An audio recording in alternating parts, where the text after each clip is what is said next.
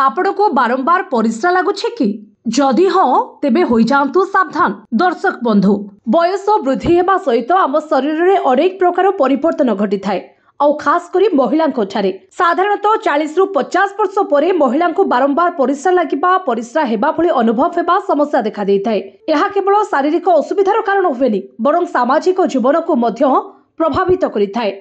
जदिओ ए समस्या भोगुथिबा महिला माने बेले बेले लज्जावशत काहारिकु ए विषय रे कहि पारंती नाही, जहा संपूर्ण भूल अटे। कारण एही परिस्रा समस्या को अणदेखा करिबा अन्य स्वास्थ्य समस्यार कारण होई पारे। तेबे एही परिस्रा बारंबार परिस्रा लागिबार कारण अनेक होई पारे, जेमिते कि बयस वृद्धि हेबा सहित पेल्विक मांसपेशी ढिला हेबाकु लागे।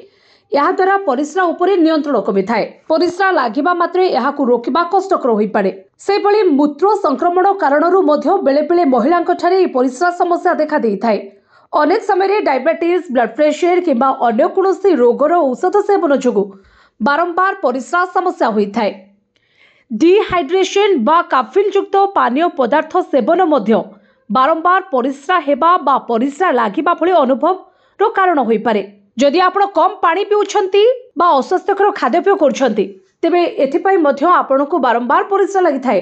मूत्र संक्रमण कारणरू मध्य बेले बेले महिलांक ठारे ए परिस्रा समस्या देखा देइथाए। आ मेनोपोज समय रे किंबा एहा परे बेले बेले शरीर रे एस्ट्रोजन हार्मोन अभावरू ब्लैडर बा मूत्रनली दुर्बल होई जाए, जेउथिपई बारंबार परिस्रा लागिथाए। तेबे जदि आमे किछि सावधानता अवलंबन करिबा तेबे एही समस्यारू निश्चित भाबरे मुक्ति पाई परिबा।